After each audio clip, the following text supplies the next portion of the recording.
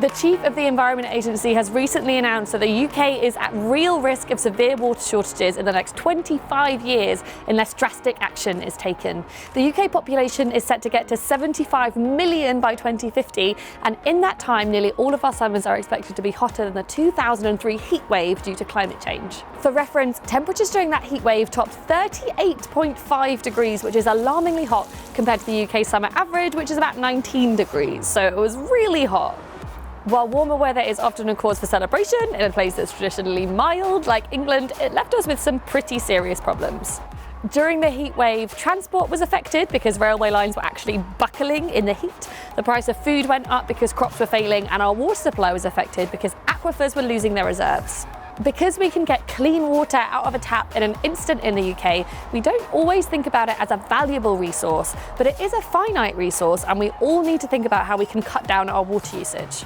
The southeast of England, which is where we are now in London, is particularly vulnerable because it gets low annual rainfall and has a high density of high water users. So basically we don't get as much rain, there are a lot more people, and we all use a lot more water than we should be doing. There are some really simple ways to save water, like having shorter showers and turning the tap off when you're brushing your teeth, but we also use a lot of water in our gardens. Now is the perfect time to start preparing your garden for summer, so we thought we'd have a look at some plants that will survive in a slightly hotter climate and also save us time, money and water in the long run. We've come to a garden centre near where I live to pick out some plants to grow in my garden that will survive drier weather. We're going to look for some outdoor plants and some house plants as well. Stuff like this is good. See, it's like shrubby and herby. Anything with silvery leaves, that's good. So I think we're going to get one of these because it's got silvery leaves, so you know that it's going to survive better in dry weather. You can often tell if a plant is suited to growing in drier conditions because its leaves will be small, waxy, succulent, hairy, scented, needle-like or silver in colour. So if you go into a garden centre, those are the things that you want to look out for. So this one is a snake plant, which I've just googled, and is able to withstand drought. So even if you have a really long hot summer, it will still survive. This one is £25, so it's really affordable, and it should look like this for most of the year. Welcome to my garden. Obviously we live in London, there isn't a huge amount of space, so this patch here is what we have to grow in, and I went to a garden centre to find some plants that would be drought resistant and would survive drier weather. This is thyme, this is sage, that's rosemary, over there is lavender, and this is an akaba.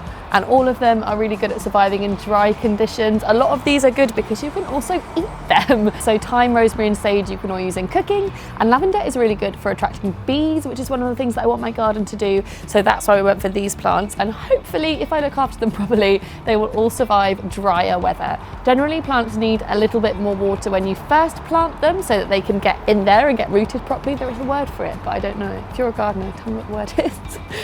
But then after that you should be able to leave them a bit of time without having to water them every day or every week.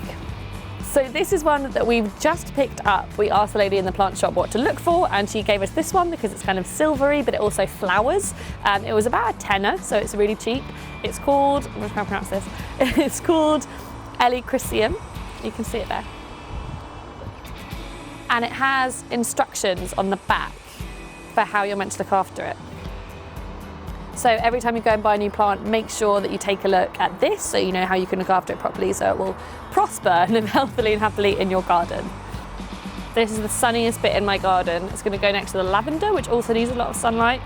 You can see it doesn't need that much water. I'm going to dig down about this much and plant it.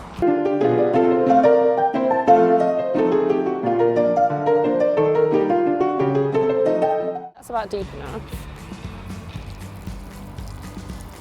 So you just want to loosen some of the roots at the bottom out, which is going to help it when it first goes in the soil, a bit like that. And then we're going to put it in the hole. Ta-da!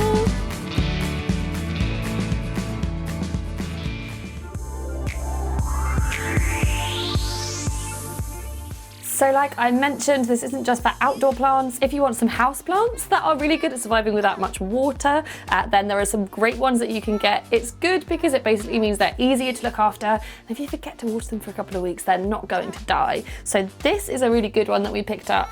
Ta-da! It was about 20 quid, which for a plant this size I thought was really good. It's called a snake plant because it looks like snakes, and it's really good at surviving without a whole lot of water. Basically anywhere you put it, it's going to be okay. So I'm going to pop it here. This is another really good one. I can't remember the name of it, but basically they're unkillable. They're called the unkillable plant. You can put them in light, dark, water them, not water them, and they'll be fine. For more tips on water clever gardening and how to pick the best plants for your garden, head over to our website. And if you want some more water saving tips, then follow Tap Chat on social media. If you're planting something this weekend, I would love to see it, so please send me a picture of your garden. You can get us on Facebook, Twitter, or Instagram. And that's the end of the episode. To find out more and to get inspired, head to our website, www.hubbub.org.uk, where you'll find loads of top tips to give you the spark to do things differently. Tune in for the next episode and come and join the Hubbub.